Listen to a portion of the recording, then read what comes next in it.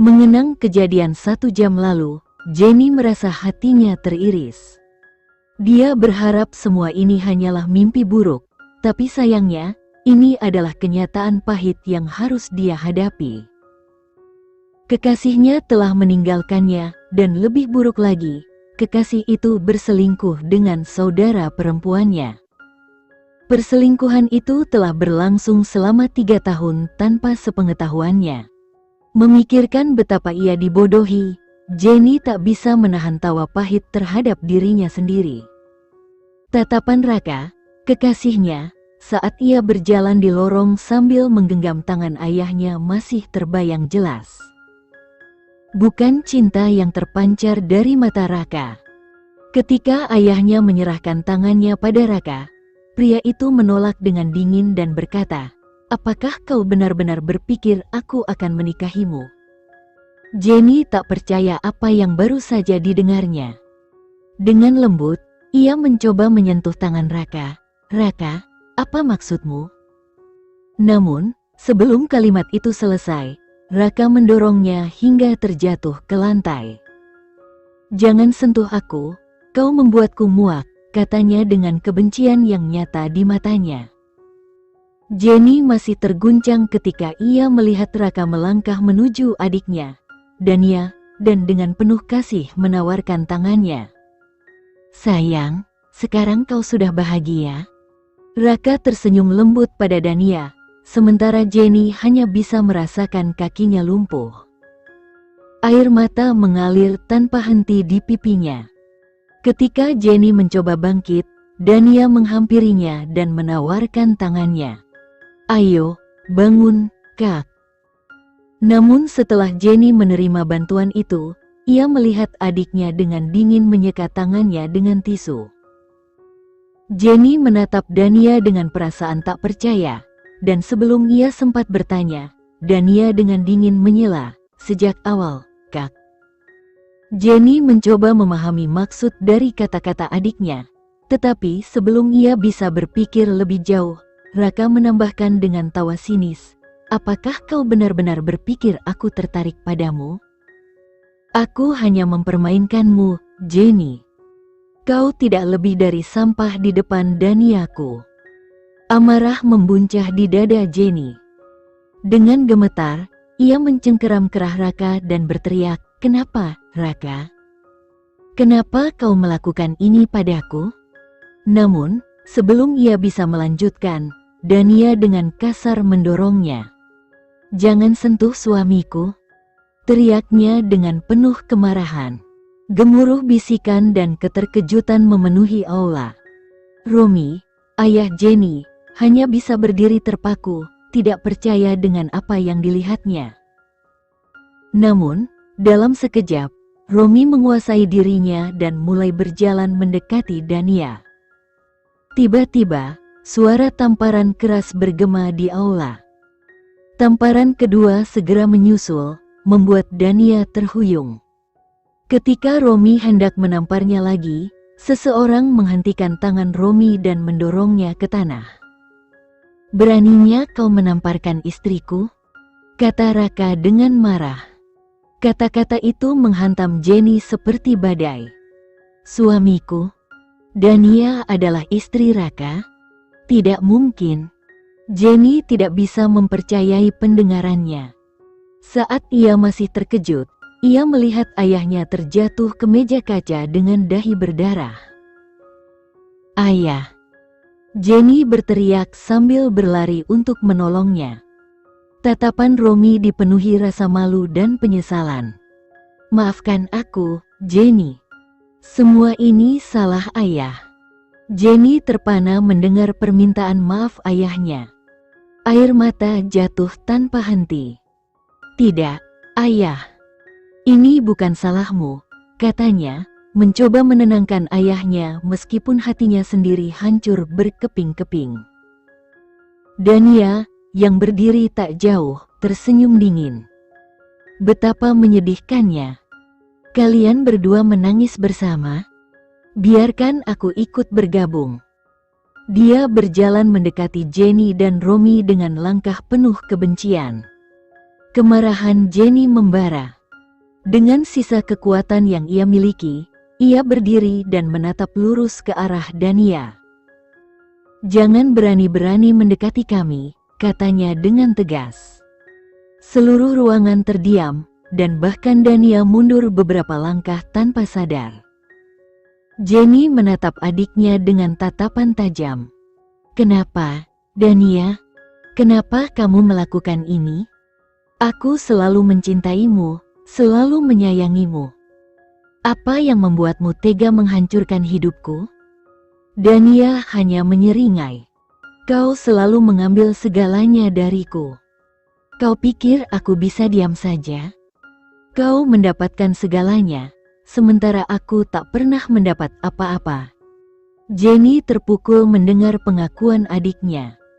Dania melanjutkan dengan kebencian yang terus memuncak. "Setelah ibu meninggal, ayah lebih menyayangimu karena kau mengingatkannya pada ibu. Aku tak pernah mendapat kesempatan untuk kuliah di luar negeri sepertimu, karena ayah hanya peduli padamu. Kau merenggut semuanya dariku." Romi bangkit, mencoba menjelaskan, "Tidak, Dania. Ayah mencintai kalian berdua. Ayah hanya khawatir padamu karena kesehatanmu yang rapuh. Jangan salahkan kakakmu." Namun, Dania menolak. "Itu bohong. Kau hanya peduli padanya. Itulah sebabnya aku merencanakan semua ini dengan suamiku. Aku ingin Jenny merasakan sakit yang aku alami selama ini." Jenny hanya bisa berdiri dalam diam, hatinya terkoyak oleh kata-kata adiknya yang penuh kebencian. Kata "suamiku" terus terngiang-ngiang di telinga Jenny. Semua yang baru saja dia dengar terasa tidak masuk akal, seperti mimpi buruk yang tak berujung. "Kamu mungkin bertanya-tanya bagaimana Raka bisa menjadi suamiku, bagaimana kita berdua bisa menikah? Aneh, bukan?" Dania berbicara dengan senyum penuh kemenangan. Jenny, yang masih linglung, hanya bisa menggelengkan kepala. "Kapan? Kapan kalian menikah?" tanyanya dengan suara yang bergetar. 3 tahun lalu, jawab Dania sambil tertawa kecil. "Kami menikah sejak 3 tahun yang lalu, tepat ketika kamu mulai berkencan dengan Raka. Kamu sama sekali tidak menyadari apa yang sebenarnya terjadi, kan?" Seketika, dunia Jenny runtuh. Raka sudah menikah dengan adiknya sejak 3 tahun lalu, namun selama itu dia merasa mereka adalah pasangan yang sempurna. Semua kenangan indah dengan Raka tiba-tiba terasa seperti ilusi pahit. Tubuhnya lemas, dan air matanya mulai mengalir tak terkendali. "Kenapa, Dania? Kenapa kamu tega melakukan ini? Aku kakakmu. Aku selalu menyayangimu." Dania tersenyum sinis, "Rasanya sakit, bukan? Kehilangan seseorang yang kamu cintai? Itulah yang ingin kamu rasakan, Jenny. Kamu selalu mendapat segalanya, cinta ayah, perhatian ibu. Aku selalu berada di bayanganmu. Sekarang giliranmu merasakan apa yang aku rasakan sepanjang hidupku." Di sisi lain ruangan, Romi, ayah mereka, yang baru saja sadar dari keterkejutannya, tiba-tiba berteriak, "Dasar anak durhaka! Bagaimana bisa kamu memperlakukan kakakmu seperti ini? Kamu bukan putriku lagi. Aku mencabut semua hakmu sebagai anggota keluarga Perwinda mulai hari ini." Sebelum Romi bisa melanjutkan kata-katanya, suara dingin Raka memotong, "Lakukan itu, dan aku akan memastikan semua kolaborasi bisnis antara keluarga Perwinda dan Dwitama berakhir hari ini juga." Romi memandang Raka dengan kemarahan yang mendidih. "Apakah kamu benar-benar berpikir aku peduli pada bisnis saat ini? Setelah apa yang kalian lakukan pada putriku, aku tidak akan pernah bekerja sama denganmu lagi." Sebelum Romi bisa bergerak lebih jauh, Jenny dengan lemah berdiri di samping ayahnya. Ayah, sudah cukup. Biarkan saja. Ini semua salahku. Jangan korbankan perusahaan kita untuk hal ini, katanya pelan, tetapi dengan tegas. Jenny melangkah keluar dari ballroom, meninggalkan Dania dan Raka yang tertawa di belakangnya. Tangisnya pecah saat dia meninggalkan aula pernikahan yang seharusnya menjadi hari paling bahagianya, namun malah berubah menjadi mimpi buruk terburuk dalam hidupnya. Di tempat lain, di dalam gedung mewah di Surabaya, seorang pria muda sedang duduk di kantornya dengan ekspresi dingin. Julian, CEO muda dan sukses dari perusahaan besar Bogatama, adalah salah satu orang paling berpengaruh di kota itu. Matanya yang biru kehijauan memancarkan ketegasan, tetapi hari ini ada sesuatu yang berbeda. Ada kekecewaan yang mendalam di dalam dirinya, seperti ada hal besar yang mengganggunya. Saat dia sedang termenung, pintu kantornya diketuk. Julian melemparkan pena ke arah pintu dengan kesal. "Sudah kubilang jangan ganggu aku," bentaknya. Rafael, asisten setianya, dengan cepat menjauh dari pintu dan berkata dengan suara bergetar, "Maaf, Tuan Julian. Tapi ini sangat penting, tentang Nona Jenny." Mendengar nama Jenny, wajah Julian berubah. "Apa yang terjadi?" tanyanya cepat. Pernikahan Nona Jenny dibatalkan. Ternyata Raka dan Dania sudah menikah sejak lama dan mempermainkan Nona Jenny selama ini, jelas Rafael sambil menahan napas. Ekspresi Julian mengeras. Hatinya bergejolak antara marah dan lega. Marah karena Jenny disakiti, tetapi juga lega karena kini ada kesempatan untuk mendekatinya. "Siapkan mobil. Aku akan pergi mencarinya," perintahnya tegas. Setelah Julian keluar dari kantor, Rafael menghela napas lega. Dia tahu betapa pentingnya Jenny bagi bosnya, meskipun Julian jarang mengungkapkan perasaannya. Dalam beberapa minggu terakhir, seluruh perusahaan merasakan tekanan besar karena kemarahan Julian yang terkait dengan pernikahan Jenny. Kini, Rafael hanya bisa berharap keadaan akan berubah setelah pernikahan itu dibatalkan. Ibu Rosa memandang suaminya dengan senyuman lembut namun lemah. "Jagalah dirimu dan anak-anak kita baik-baik. Cintaku untukmu takkan pernah pudar." Dengan lembut, ia menyentuh wajah suaminya sebelum menutup mata untuk selamanya. Jenny, putri mereka, berdiri di samping tempat tidur ibunya yang terbaring tak bergerak, mencoba membangunkan ibunya dengan lembut, namun tak ada respons. Dia bersyukur Dania dan Yuda tidak berada di sini untuk menyaksikan saat-saat memilukan ini.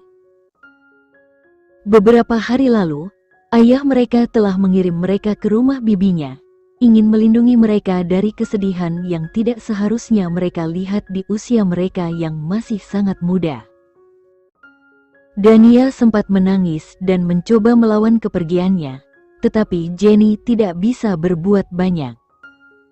Jenny berusaha sekuat tenaga untuk memenuhi janjinya pada ibunya. Dia merawat Dania dan Yuda dengan sepenuh hati. Meski selalu memimpikannya karir sebagai model, ketika dia mengetahui adik perempuannya juga bercita-cita menjadi model, Jenny memutuskan untuk membatalkan mimpinya dan fokus pada studinya. Berpikir tentang semua itu, hati Jenny terasa hancur. Rasa tidak berguna menyelimuti dirinya, dan ketidakmampuan untuk menahan rasa sakit membuatnya memutuskan untuk mengakhiri semuanya. Dia memanggil taksi dan melangkah ke tepi tebing, di mana keputusan terakhirnya menanti. Sementara itu, Julian sedang mengemudikan mobilnya dengan wajah cemberut. Dia menoleh pada asistennya, "Di mana dia?" Asisten Nona Jenny melaporkan bahwa dia baru saja memanggil taksi. "Kami mengikuti jejaknya," jawab asistennya. Julian mengerutkan dahi.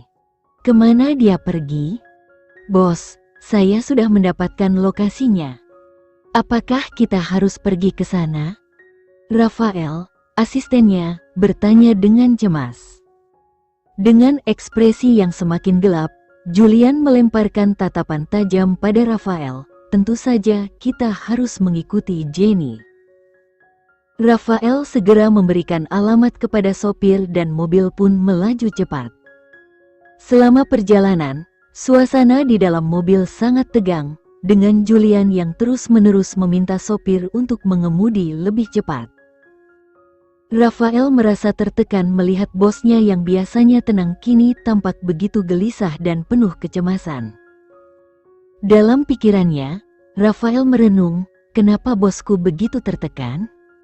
Apakah Nona Jenny sangat penting bagi dia? Di tepi tebing, Jenny berdiri sendirian, memandangi jurang di bawahnya. Julian, yang akhirnya tiba di lokasi, melompat dari mobil dan berlari ke arah tebing dengan hati berdebar. Ketika melihat sosok yang dikenalnya dari belakang, Julian merasa lega, tetapi kepanikannya belum berakhir. Dia mendekat dan menarik Jenny menjauh dari tepi tebing, memeluknya erat. Jenny terkejut dengan tindakan mendadak itu dan berusaha melawan, namun melihat betapa takut dan cemasnya Julian, dia akhirnya membiarkan dirinya berdiam. Setelah beberapa saat, Julian melepaskan pelukannya dan menatap Jenny dengan penuh kasih. "Kamu baik-baik saja?" tanya Julian lembut. Jenny menatapnya dengan mata penuh pertanyaan. "Siapa kamu?"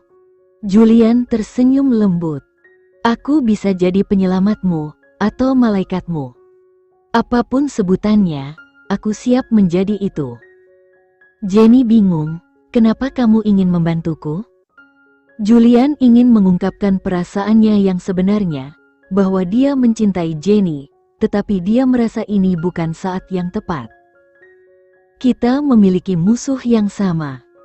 Apakah itu cukup alasan?" Jenny masih ragu. "Cukup untuk menikah denganku?" "Tidak."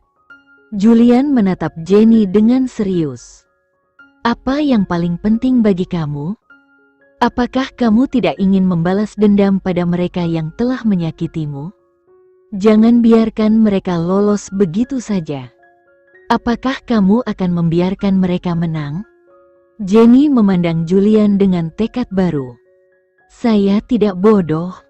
Aku tidak akan membiarkan mereka begitu saja."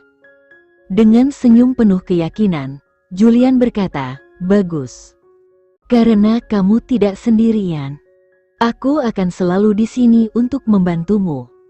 Julian terkekeh sinis, "Benar. Kamu tidak hanya bodoh, tetapi juga seorang idiot besar yang memilih mengakhiri hidup daripada merencanakan balas dendam." Jenny merasa malu dan marah. Bagaimana bisa dia, yang datang untuk memintanya menikah, malah menyebutnya bodoh dan idiot? Apakah ini cara dia mengajukan lamaran? Dengan penuh emosi, Jenny meronta dalam pelukan Julian. "Lepaskan aku. Aku bisa merencanakan balas dendamku sendiri tanpa bantuanmu." Julian mengangkat alisnya, melepaskan Jenny dari pelukannya dengan senyum mengejek. "Ya, benar sekali. Seorang gadis yang berencana mengakhiri hidupnya beberapa menit lalu tentu bisa merencanakan balas dendamnya sendiri." Jenny memerah mendengar hinaan ini. "Ya, aku bisa." Jenny berteriak. "Bagus. Beritahu aku bagaimana caramu membalas dendam pada keluarga Pandegas sendirian," ujar Julian dengan nada sinis. "Keluarga Perwinda mungkin kuat, tapi tidak sekuat keluarga Pandegas. Jangan bilang kamu berniat melakukannya dengan tangan kecilmu dan otak sekecil kacang polong." Jenny menggembungkan pipinya dan berkata, "Aku tahu apa yang harus dilakukan dan tidak perlu kamu tahu. Tinggalkan aku sendiri, Tuan Julian." Julian memegang tangannya dan berkata dengan tegas, "Dengarkan aku, Jenny. Kamu tidak bisa melakukan ini sendirian. Kamu memerlukan seseorang yang lebih kuat dari keluarga Pandegas untuk membalas dendam dan membantu keluarga Perwinda membangun kembali bisnis mereka. Keluarga Bagotama adalah satu-satunya yang bisa melakukannya. Aku tidak hanya akan membantumu membalas dendam, tetapi juga mengangkat nama keluargamu. Ini kesempatan besar. Jadi, pertimbangkan dirimu beruntung dan terimalah lamaranku. Jenny berpikir sejenak. Bolehkah aku berpikir dulu? Julian melihat arlojinya dan berkata dengan nada perintah, tentu saja, kamu punya waktu 5 menit. Jenny terkejut. Hei, siapa kamu? 5 menit tidak cukup. Julian kembali melihat jamnya. Tinggal 4 menit 49 detik lagi. Jenny merasa frustrasi dengan sifat perintahnya. Ah, berhenti memaksaku. Kamu tidak bisa melakukan ini. Merasa kesal, Jenny menutup wajahnya dengan tangan dan duduk. Julian, yang tetap tenang, berkata, tersisa 4 menit 5 detik. Jenny memegangi rambutnya dan berteriak, berhenti menghitung. Kamu membuatku gugup. Julian terkekeh, kamu tidak terlihat gugup. Beberapa menit lalu, kamu bahkan berencana melompat dari tebing untuk seorang bajingan yang tidak menikah denganmu. Jenny menutup telinganya dan berteriak, berhenti. Berhenti membicarakan itu. Biarkan aku berpikir dengan tenang. Tolong diam.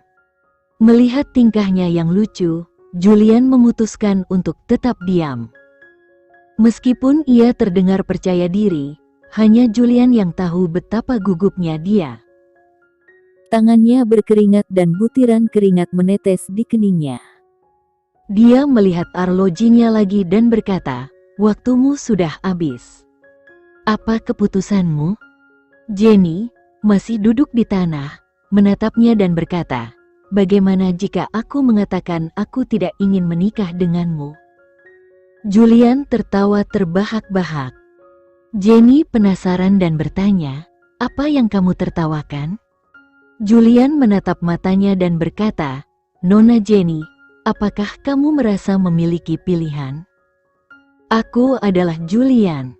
Aku bisa melakukan apa saja yang aku mau. Menikahi orang sepertimu yang tampak seperti idiot tidak ada artinya bagiku.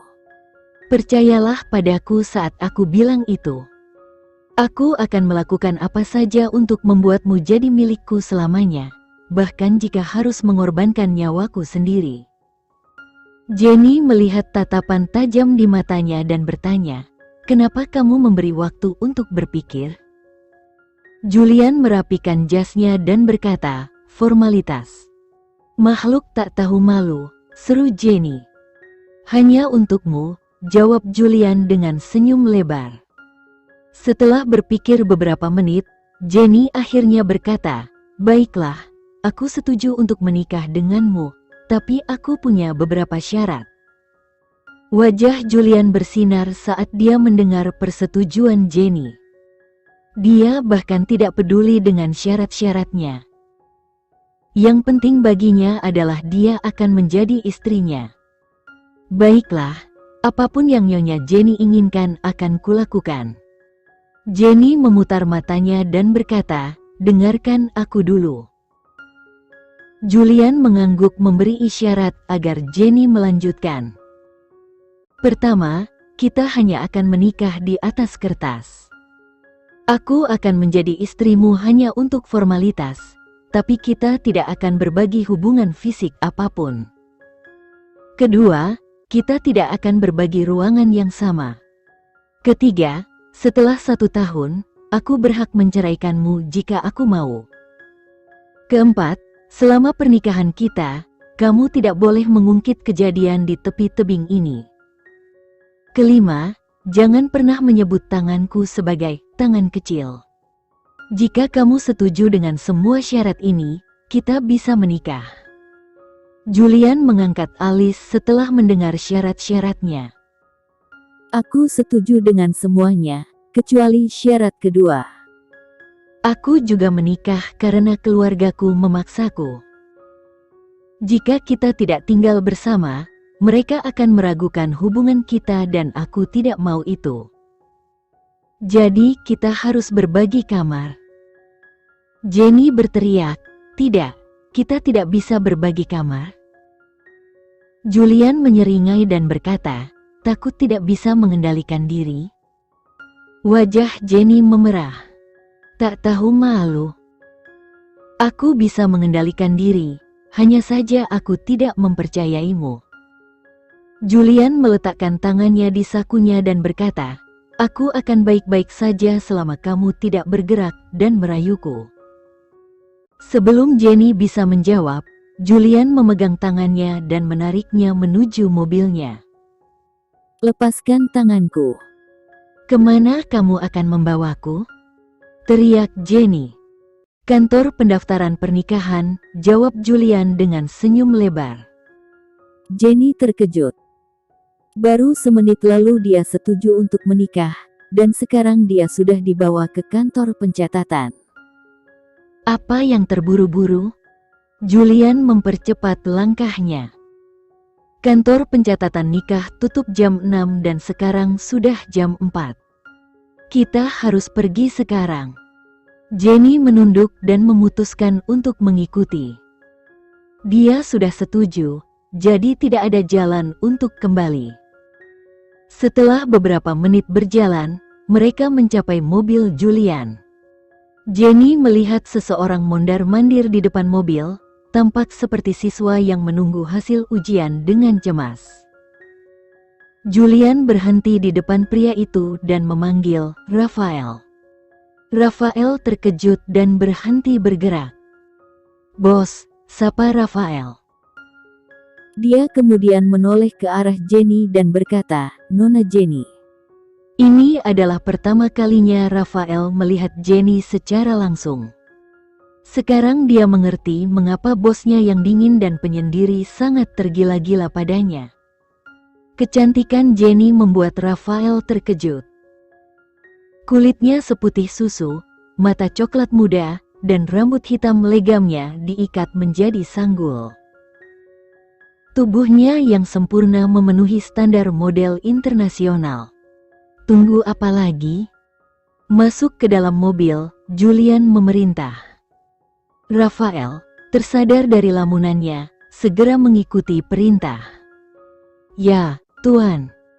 Dia kemudian mengikuti mereka di belakang. Setelah mereka semua berada di mobil, Rafael bertanya, "Kemana, Pak?" Julian dengan wajah tanpa ekspresi menjawab, "Kantor pendaftaran pernikahan." Rafael menggelengkan kepalanya tidak percaya. Julian menyipitkan matanya saat melihat reaksi asistennya. "Kenapa ada masalah?" Rafael, yang merasa terjepit, buru-buru menjawab, Tidak ada masalah, Tuan." Sama sekali tidak ada masalah. Di dalam mobil, keheningan menyelimuti suasana. Jenny memutuskan untuk memecah kebisuan, bertanya kepada Julian, "Ngomong-ngomong, apa yang kamu lakukan di tebing itu?"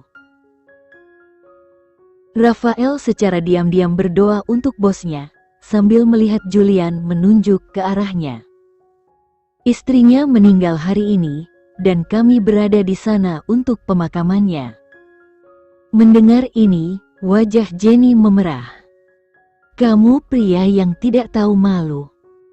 Kamu melanggar aturan." Julian menoleh ke arahnya dan berkata, "Apa yang baru saja kubicarakan tentang menghabiskan malam pernikahan kita bersama?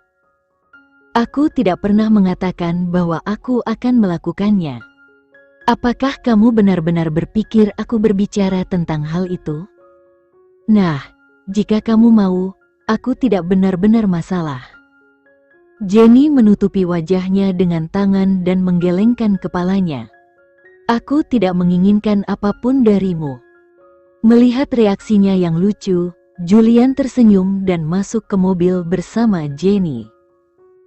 Rafael, yang telah mendengar semua percakapan, berpikir, bos benar-benar sangat memalukan. Dia kemudian berbalik ke arah Julian. Kemana, Tuan? Rumah, jawab Julian. Setelah memberi instruksi kepada asistennya, Julian menoleh ke arah Jenny. Kita pulang dulu untuk menyegarkan diri, lalu kita pergi menemui ayahmu. Mendengar kata ayah, Jenny teringat bagaimana dia meninggalkannya sendirian. Wajahnya menjadi pucat. Kenapa ayahku? Julian menatap matanya dan menjelaskan, ketika kamu meninggalkan aula dan berencana bunuh diri, ayahmu memutuskan untuk meninggalkan adikmu dan menolak mengakuinya sebagai putrinya. Raka memutuskan untuk menghentikan semua kerjasama antara perusahaan Hanjaya dan Dwi Tama.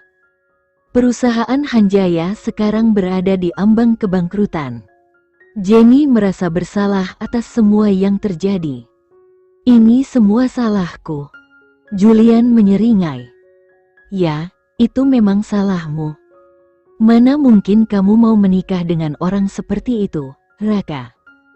Menurutku, selain tangan kecilmu dan otak sebesar kacang polong, kamu juga punya selera buruk terhadap laki-laki. Sebelum Jenny bisa mengatakan apapun, Julian menyelanya. Lagi pula, karena sekarang aku adalah suamimu, aku harus membereskan kekacauan yang telah kamu buat. Pertama, kita akan mulai dengan membantu ayahmu dalam usaha perusahaan Hanjaya. Jenny menghela nafas dan bertanya, dan bagaimana kamu akan melakukannya? Kamu tidak perlu khawatir tentang itu. Lagi pula, meskipun aku memberitahumu, otakmu yang sebesar kacang polong tidak akan pernah mampu mengatasinya. Jadi, biarkan ayah dan suamimu yang menangani semuanya. Setelah mengatakan ini, Julian menepuk kepala Jenny dengan ringan. 15 menit kemudian, mobil berhenti di depan sebuah rumah besar, sebuah mansion mewah dengan arsitektur modern. Jenny keluar dari mobil dan melihat mansion dengan takjub. Julian meletakkan tangannya di atas bahunya. Selamat datang di rumahmu, Nyonya. Mulai hari ini, inilah rumahmu. Dia kemudian menarik Jenny masuk ke rumah. Saat mereka memasuki mansion, Jenny melihat seorang pria parubaya berdiri di pintu masuk. Begitu melihat Julian, pria itu menyapanya dengan sopan, "Tuan muda," dan ini. Julian meletakkan tangannya di bahu Jenny dan berkata, "Ini Nyonya muda." Dia kemudian menatap Jenny dan berkata, "Ini kepala pelayan Anton. Jika kamu membutuhkan sesuatu atau tidak dapat menemukan sesuatu, cari saja dia." Jenny menganggukkan kepalanya. Kepala pelayan Anton masih shock. Dia belum pernah melihat Julian membawa pulang wanita manapun. Banyak wanita yang ingin naik ke tempat tidurnya, tetapi Julian membuat mereka jijik dan membenci mereka. Namun siapa sangka dia akan langsung membawa pulang seorang istri. Pelayan Anton akan mengantarmu berkeliling. Aku ada urusan yang belum selesai. Aku akan menyelesaikannya. Setelah melihat-lihat, bersiaplah, kita harus pergi menemui ayahmu. Julian kemudian menyelipkan beberapa helai rambut Jenny ke belakang telinganya sebelum berbalik dan pergi. Begitu Julian pergi, kepala pelayan Anton membungkuk di depan Jenny dan berkata, "Ayo, Nyonya muda, saya akan mengajakmu berkeliling." Jenny menganggukkan kepalanya dan mulai mengikutinya. Mereka memulai tur dari kebun. Saat kepala pelayan Anton menunjukkan taman, Jenny memperhatikan bahwa semua bunga favoritnya ada di sana. Jenny terkejut ketika pelayan Anton berkata, "Bagian paling istimewa dari taman ini adalah bunga matahari. Tuan muda telah menyewa ahli khusus untuk menanamnya di taman. Dia secara pribadi mengawasi pekerjaan mereka." Yang mengejutkan adalah Tuan Julian tidak pernah menyukai bunga matahari ketika dia masih muda. Tapi tiba-tiba 3 tahun yang lalu, setelah kembali dari perjalanan panjangnya, dia memutuskan untuk menanamnya. Aku juga terkejut. Jenny terkesima dan berkata dengan suara pelan, bunga matahari adalah bunga favoritku. Ah, jadi ini sebabnya Tuan Muda berjuang begitu keras. Nyonya Muda, dia benar-benar mencintaimu, ucap kepala pelayan, Anton, sambil menuntun Jenny melintasi setiap sudut rumah. Jenny mengikutinya dengan senyum lemah, terpesona oleh setiap ruangan yang diperlihatkan, perpustakaan yang megah, dapur yang modern, ruang tamu yang elegan. Setiap detail tampaknya dirancang dengan penuh perhatian. Namun, semakin lama, semakin ia merasa ada yang aneh. Dia mulai meragukan Julian, merasa ada sesuatu yang tak beres. Ketika mereka tiba di kamar tidur utama, rasa keraguannya semakin mendalam. Ruangan itu persis seperti yang diimpikannya, desain furnitur, warna dinding, bahkan lampu samping tempat tidur dengan motif bunga favoritnya. Ini terlalu kebetulan untuk dianggap remeh. Nyonya, silakan istirahat. Aku akan keluar sebentar. Jika kamu membutuhkan sesuatu, tekan tombol di samping tempat tidur, ujar Anton sebelum berbalik dan meninggalkan ruangan. Jenny duduk di tepi tempat tidur, kepalanya tertunduk dalam kebingungan. Pertama dia menyelamatkanku dari sesuatu entah apa, kemudian mengajakku menikah, dan sekarang seluruh rumahnya sesuai dengan seleraku. Ini tidak mungkin hanya kebetulan. Kenapa aku tidak memikirkan hal ini lebih awal? Julian, kenapa dia mau menikah denganku? Jangan-jangan dia. Sekian dulu ya video kali ini, kita lanjutkan lagi videonya di lain waktu. Oh iya, bagaimana menurut kalian? Semoga bisa sedikit menghibur kalian semua. Untuk teman-teman yang baru nonton, jangan lupa subscribe ya, hehehe. Dan kalau teman-teman ada yang ingin gabung langganan, bisa langsung gabung saja untuk dapat fitur yang menarik dan sedikit membantu Mimin. Terima kasih banyak sudah menonton, sampai jumpa lagi, bye bye bye.